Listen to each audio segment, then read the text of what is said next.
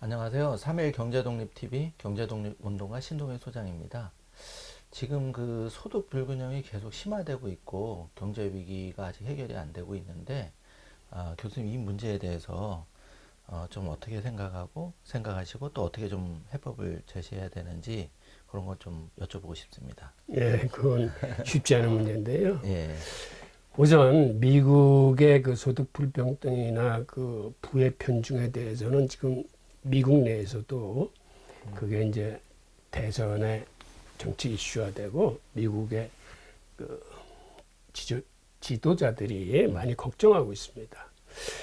우선 전 연준 이사장인 제닛 앨런만 하더라도 그 미국의 소득 불평등이 100년 만에 최악 수준이다.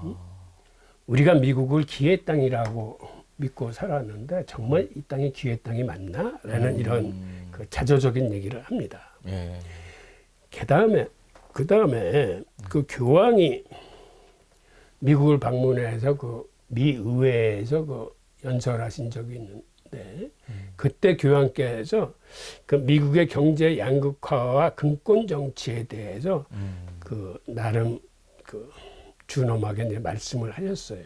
예, 그러니까는 이런 경제 양극화와 그 다음에 근권 정치는 사실은 미국의 대선 같은 경우는 이게 개인의 자금으로 치를 수 있는 이런 선거 시스템이 아닙니다. 그래서 그 역대 대통령들 힐러리나 오바마나 할 것 없이 그 양반들이 대선 기간에 모은 선거 자금이 10억 달러가 넘어요. 즉 큰손들이 예, 예. 월스트리트의 큰손들이 도와주지 않으면 선거를 치를 수 없는 시스템이거든요. 그러니까 이렇게 큰손들의 도움을 받아서 대통령이 된 사람은 그 지원으로부터 자유로워질 수는 없습니다. 그렇죠. 뒤에 예, 안 보이는 근권이 정치까지 그 세력을 그 미치고 있는 거죠. 그러다 예, 보니까 모든 시스템이 그 월스트리트 그 이익 집단들을 그 중심으로 그들의 그 친 경제 정책이 이제 펼쳐지는 거거든요. 그러다 보니까는 이 소득 불평등이나 부의 편중에 대한 다른 개혁이나 제안들이 미국 사회에서 제대로 이제 받아들이지를 않는 거죠. 그래서 이런 부의 편중이나 소득 불평등이 미국이 세계 최대라고 그러지만 사실은 우리나라도 그에 못지않아요. 그러니까 그 여러 자료에서 미국 다음에 소득 불평등이 높은 나라가 그 우리나라로 나옵니다. 이 그래프를 보면 네네. 하나는 예전 IMF에서 발표한 자료고 또 다른 하나는 예전에 삼성경제연구소에서 발표한 자료인데 네. 여기에서 봐도 우리 한국이 미국 다음으로 소득 불평등 지수가 높습니다.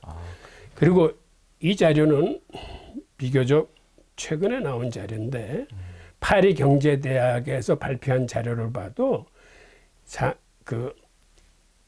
우리나라가 그 미국 다음에 상위 10%의 소득 점유율이 그 많은 걸로 나와 있어요.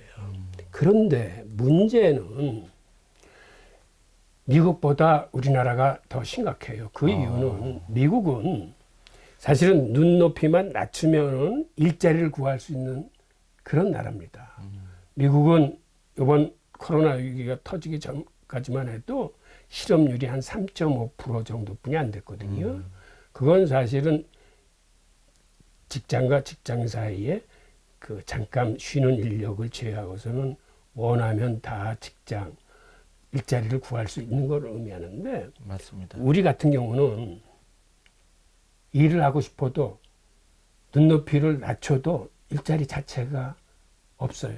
그러니까 가장 심각한 계층이 청년 실업하고 노인 실업인데 그 청년 실업의 수치가 이제 10%가 넘어가거든요. 근데 그나마 그 수치조차 이제 문제가 있는 게 예를 들어서 우리나라는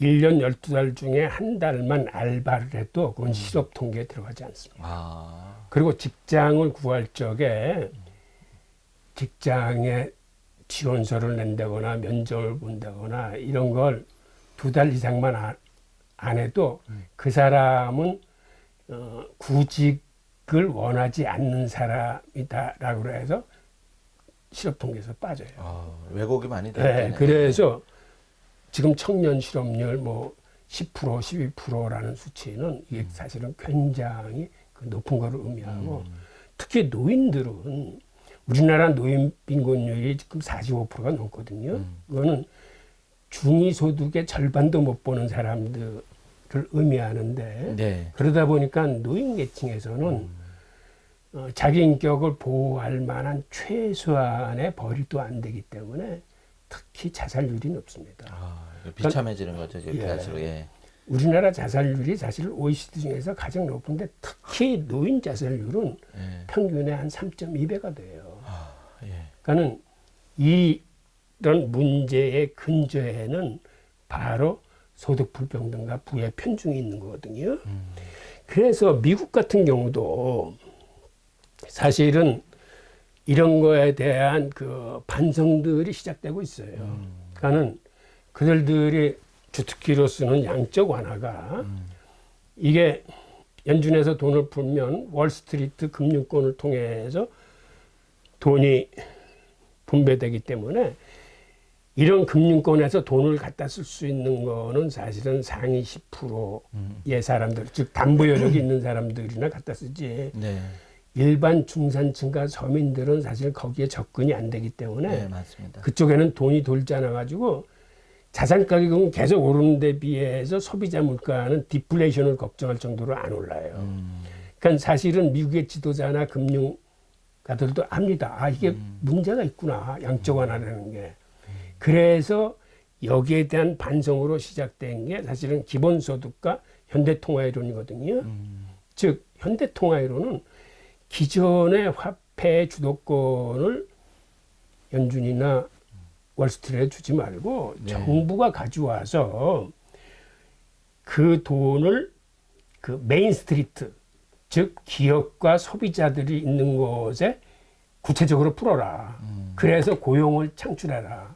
그러니까 고용의 최종 책임자는 정부가 되라라는 사실은 그런 이론이거든요. 네. 그러니까 그거는 기본소득 개념이나 현대통화 이론이 설사 그 정통 경제학에서는 이게 문제가 있는 이론이라 할지라도 현재의 양적 완화나 월스트리트 중심으로 돌아가는 이런 금융 시스템하고 통화 시스템 자체도 문제가 있기 때문에 이게 대안으로 이제 등장하는 거거든요. 네. 그래서 우리들도 이러한 현재 문제점 그리고 이러한 대안에 대해서는 한번 깊이 생각할 필요는 있다고 봅니다. 네.